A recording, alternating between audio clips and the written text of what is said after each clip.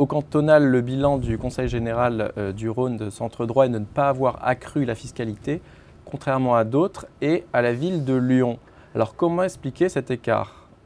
Écoutez, c'est simple. D'abord, le Conseil général, il n'a pas augmenté dans les dernières années. Mais il y a 4 ans, il avait augmenté de 36%. Quand vous avez augmenté de 36%, vous êtes quand même tranquille pour un certain nombre d'années. Vous n'êtes pas obligé d'augmenter dans les 2 ans avant les élections.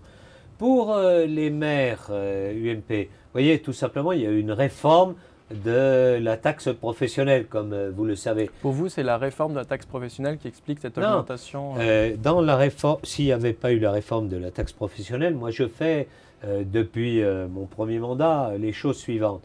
J'augmente une fois les impôts en début de mandat à la ville de Lyon et au Grand Lyon, et après, on va dire qu'on laisse les choses en l'état, ce qui nous permet évidemment de donner des moyens pour pouvoir investir. Vous voyez, par exemple, j'ai le maire d'Oulin qui est UMP.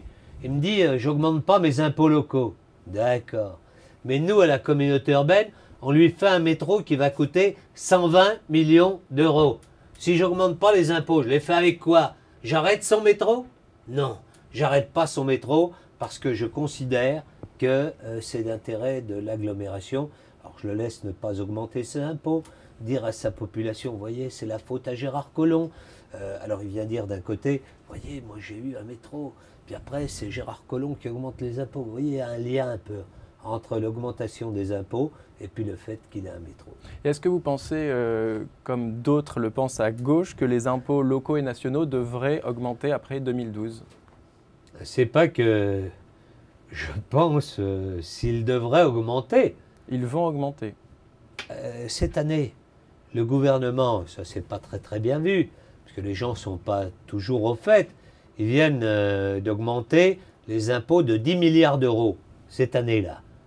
Et ça, c'est rien du tout par rapport à la résorption de la dette dont on parlait tout à l'heure. Oui, il va falloir faire un effort, vaut mieux le dire que d'essayer de l'annoncer après les élections.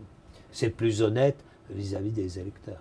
Vous voyez, par exemple, sur les impôts locaux, moi j'ai M. Perben qui était en face de moi, il disait je ne vais pas augmenter les impôts locaux. Moi j'ai dit je vais les augmenter. Mais je vais continuer à faire ce qu'on fait, faire qu'il y ait une agglomération qui se développe beaucoup. Les Lyonnais ont tranché, j'ai été élu au premier tour. Donc vous voyez que quelquefois la démagogie ne paye pas tout le temps.